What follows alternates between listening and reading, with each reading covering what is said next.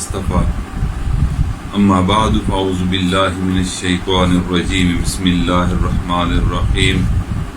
وقال ربكم ادعوني استجب لكم وفي مقام آخر امن يجيب المضطر اذا دعاه سبحان ربك رب العزة عما يصفون وسلام على المرسلين والحمد لله رب العالمين اللهم صل على سيدنا محمد وعلى آل سيدنا محمد وبارك وسلم۔ دعا کے موضوع پر گزشتہ 2 نشستوں میں بات ہوئی تھی، آج بھی انشاءاللہ دعا کے موضوع پر بات ہوگی۔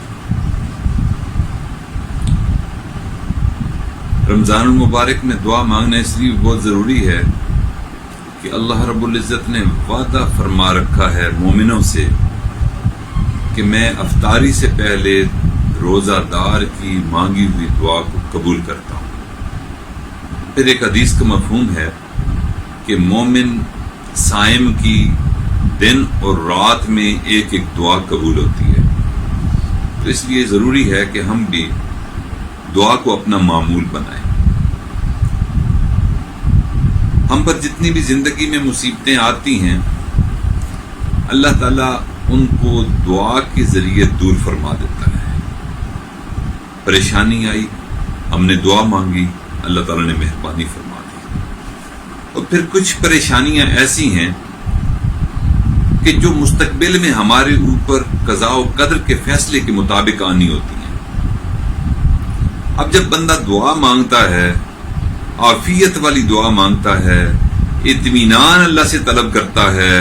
مسائل کے چھٹکارے کے لیے اللہ کے آگے عرض پیش کرتا ہے،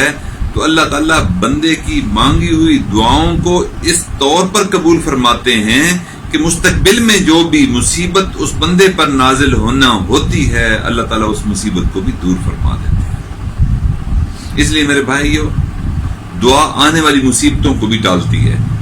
حضرت عائشہ رضی اللہ عنہا روایت فرماتی ہیں کہ نبی کریم صلی اللہ علیہ وسلم نے ارشاد فرمایا الدعاء ينفع مما نازل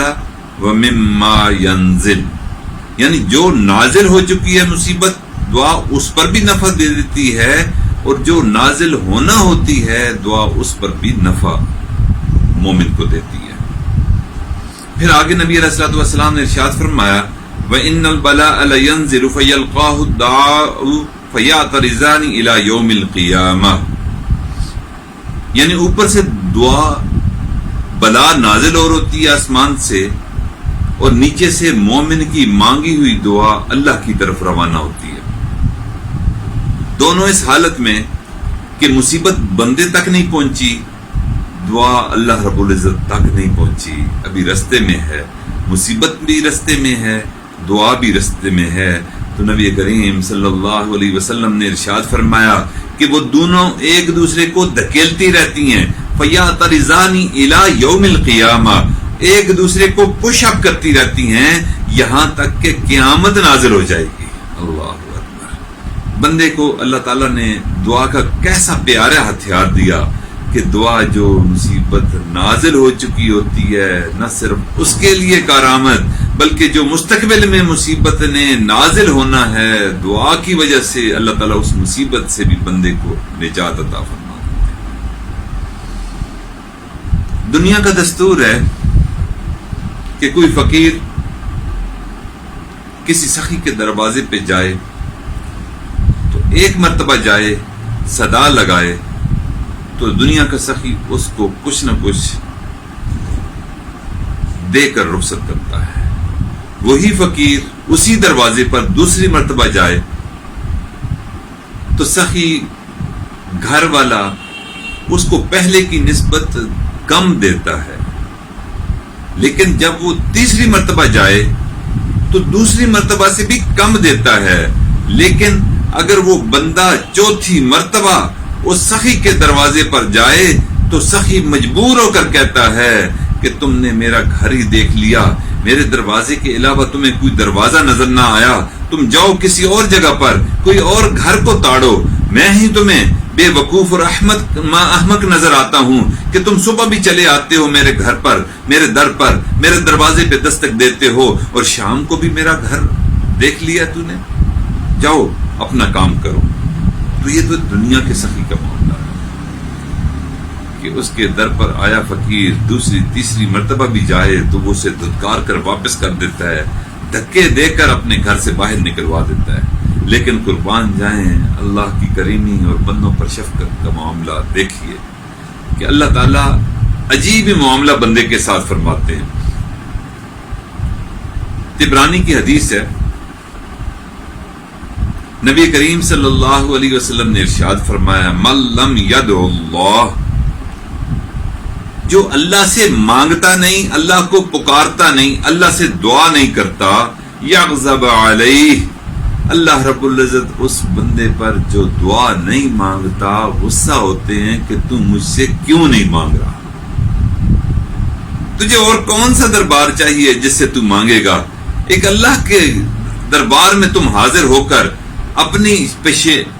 پیشانی جھکا کر اللہ کے آگے دست بدعا کر کے دعا کیوں نہیں مانگتے؟ تو اس لیے اللہ تعالیٰ اس بندے پر ناراض ہوتے ہیں جو ان سے دعا میں نعمتیں، ایمان، صحت، رزق مانگتا نہیں، اس بندے پر اللہ تعالیٰ غضبناک ہوتے ہیں۔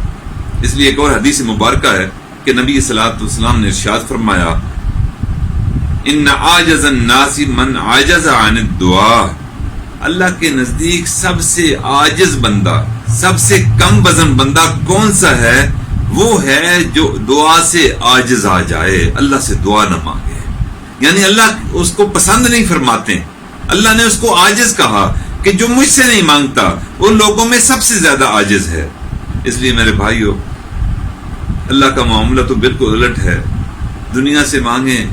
تو دنیا ناراض، اللہ سے نہ مانگے تو اللہ ناراض ہوتا ہے کہ میرا بندہ تو مجھ سے مانگتا رہے، میں تمہیں عطا کرتا رہوں گا۔ اس لیے میرے بھائیو، آج کے دن ہم عہد کر لیں کہ ہم اس کریم رب سے دعا مانگتے رہیں گے، اس کریم رب کے آگے اپنے ہاتھ پھیلاتے رہیں گے۔ اور یہ روزے کا مہینہ جو ہے رمضان کا، اس میں تو اللہ تعالیٰ اور زیادہ بندے کو خوش ہوتے ہیں کہ ہے کوئی مغفرت کا طلب کرنے والا کہ جو مجھ سے مغفرت مانگے اور میں اس کو معاف کر دوں، ہے کوئی نار جہنم سے آزادی مانگنے والا، وہ مجھ سے نار جہنم سے آزادی مانگے اور میں پھر اس کو نار جہنم سے آزاد کر دوں، ہے کوئی اپنے گناہوں کی بخشش طلب کرنے والا کہ جو مجھ سے گناہوں کی بخشش مانگے اور میں اس کے گناہوں کو معاف کر دوں، ہے کوئی مجھ سے رزق، صحت مانگنے والا جس کو میں رزق اور صحت عطا کر دوں۔ اس لیے میرے بھائیو، آج ہم عہد کر لیں کہ ہم انشاءاللہ اس رمضان میں اللہ کے مانگنے والے بندوں میں انشاءاللہ شامل ہوں گے۔ اللہ جو مانگ کر، جو مانگتا دیکھتا اپنے بندے سے خوش ہوتے ہیں، ہم بھی انشاءاللہ فقیر بن کر اللہ سے مانگتے رہیں گے۔ اللہ سے دعا ہے کہ اللہ اس ماہ رمضان میں ہماری مانگی ہوئی تمام دعاؤں کو شرف قبولیت عطا فرمائے۔ وآخر دعوانا الحمدللہ رب العالمین۔ دعا مانگ لیجیے۔ سبحان ربی الوہاب، اللہم صلی علی سیدنا محمد وعلی آل سیدنا محمد وبارک وسلم۔ ربنا آتنا فی الدنیا حسنہ وفی الآخرۃ حسنہ وقنا عذاب النار۔ ربنا ظلمنا انفسنا وان لم تغفر لنا وترحمنا لنکونن من الخاسرین۔ یا اللہ، ہم آپ کے عاجز مسکین بندے اور بندیاں ہیں، رب کریم مہربانی فرما، ہمارے گناہوں کو معاف فرما، ہماری خطاؤں سے درگزر فرما، سیئات کا خاتمہ فرما، دن اور رات میں کیے گناہوں کو معاف فرما، بھولے اور یاد گناہوں کو معاف فرما، تنہائیوں اور محفلوں میں کیے گناہوں کو معاف فرما۔ یا اللہ، اعلانیہ اور پوشیدہ کیے گناہوں کو معاف فرما، ارادہ بے ارادہ کیے گناہوں کو معاف فرما، ہمارے صغیرہ کبیرہ تمام گناہوں کا خاتمہ فرما۔ مالک، ہم نے حدیث مبارک میں سنا کہ جو دعا نہ مانگے آپ اس پر غضب ناک ہوتے ہیں۔ رب کریم، اتنے کریم رب سے اب تو ہم مانگیں گے رب کریم ہمیں رزق عطا فرما دیجئے، برکت والا رزق عطا فرما دیجئے، حلال طیب رزق عطا فرما دیجئے۔ رب کریم مہربانی فرما ہمارے تمام بیماروں کو صحت عطا فرما دیجئے، یا اللہ صحت کاملہ عطا فرما دیجئے۔ جو وبائی مرض کا شکار ہیں ان کو وبائی مرض سے نجات عطا فرما دیجئے، جو خدمت میں مصروف ہیں ان کی خدمت کو قبول و منظور فرما لیجئے۔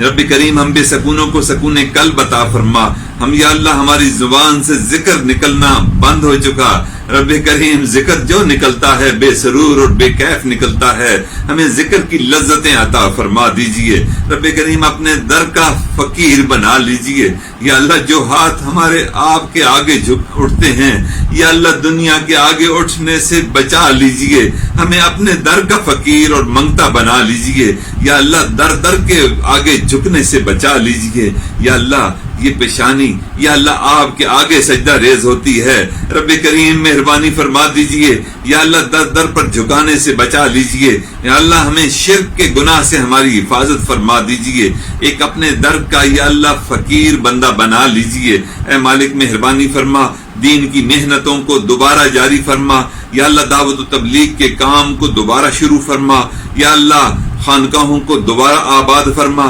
بیت اللہ شریف کی رونقوں کو بحال فرما، حضور نبی کریم صلی اللہ علیہ وسلم کے در اقدس پر صلاۃ و سلام کے عمل کو دوبارہ جاری فرما۔ یا اللہ فرشتے آپ پر صلاۃ و سلام پڑھتے ہیں، خود آپ ان پر صلاۃ و سلام پڑھتے ہیں، یا اللہ ہم مومنوں کو آپ نے روک دیا، یا اللہ اپنی ناراضگی کا خاتمہ فرما دیجئے اور ہمیں بھی وہاں صلاۃ و سلام پڑھنے کی اجازت عطا فرما دیجئے۔ یا اللہ امت مسلمہ کی پریشانیوں کا خاتمہ فرما دیجئے، مسلمان جہاں جہاں مجبور مظلوم ہیں ان کو آزادی کی نعمت سے سرفراز فرما دیجئے۔ جن جن لوگوں نے دعاؤں کے لیے کہا یا اللہ سب کی جائز شرعی حاجتوں کو پورا فرما، من کی مرادوں کو پورا فرما، درینہ تمنا اور خواہشوں کو پورا فرما۔ رب کریم ہمارے ملک عزیز پاکستان کو قیامت کی صبح تک قائم دائم فرما۔ یا اللہ اس وبائی مرض کے خلاف یا اللہ جو ڈاکٹر صف اول میں ہراول دستے کا کردار ادا کر رہے ہیں، رب کریم ان کی خدمت کو قبول و منظور فرما، ان کی جانوں کی حفاظت فرما، ان کی صحت کی حفاظت فرما، اور یا رب کریم ہماری ان دعاؤں کو اپنی رحمت سے قبول و منظور فرما۔ ہمارے ساتھی جو اس چینل کو چلانے کے لیے کوششیں کرتے ہیں یا اللہ ان کو اس کا اجر عظیم عطا فرما۔ ربنا تقبل منا انك انت السميع العليم وتب علينا انك انت التواب الرحيم وصلى الله تعالى على حبيبي محمد وعلى اله وصحبه اجمعين برحمتك يا ارحم الراحمين۔